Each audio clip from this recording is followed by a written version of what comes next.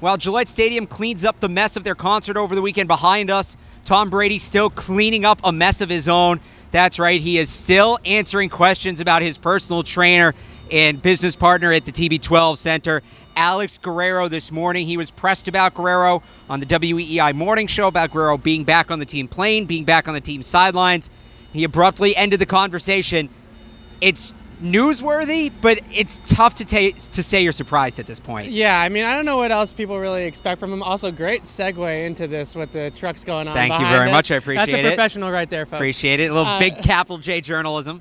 But overall, I mean, at this point, what question has he not answered about Alex Guerrero? We've asked him about his involvement with Julian Edelman. We've asked him about his involvement on the sideline, on the team plane. What does he do? What does he bring to the table for Tom Brady? All these things that we kind of know. We watched the Tom versus Time, which he documents pretty much everything that Alex Guerrero does in his life, the massages, the training, all those types of things. What else do people really need to know about Tom Brady and Alex Guerrero at this point? I just think that it's getting tired. Well, they need to know if Guerrero's the reason Brady and Belichick hate each other, but you bring up a good point, the Tom vs. Time documentary.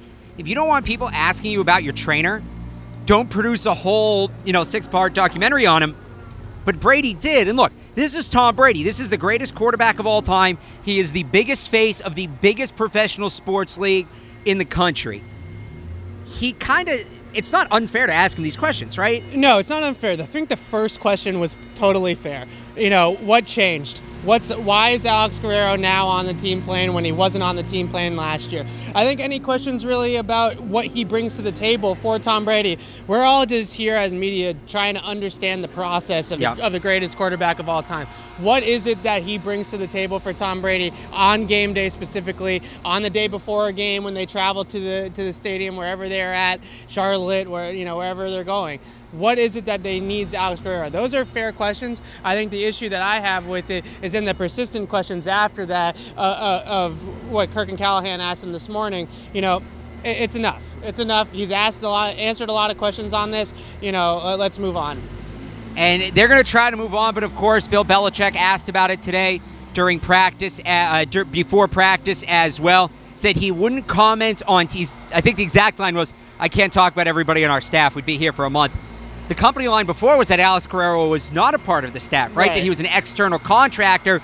So interesting that Belichick, maybe accidentally, maybe falsely, noted that Alex Guerrero is now a member of the New England Patriots, essentially. I think that was probably an accident. I think that basically he meant people that are around the team from whatever perspective it might be, whether they're contracted by the team or an outside contractor, just guys that are around the team, that are on the team plane. I think that was more of a slip up than anything.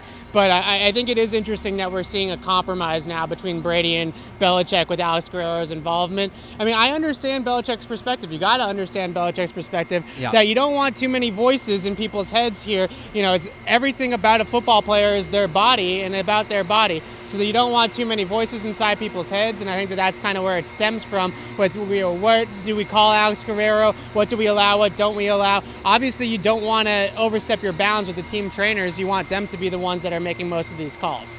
Brady, Guerrero, Belichick, it's not going anywhere, and neither are we. We will be at Foxborough for the rest of training camp and throughout the preseason. For more Patriots coverage, follow us on Twitter at PatriotsCLNS. Check us out online at clnsmedia.com. For Evan Lazar, I'm Alex Barth. Thanks for watching.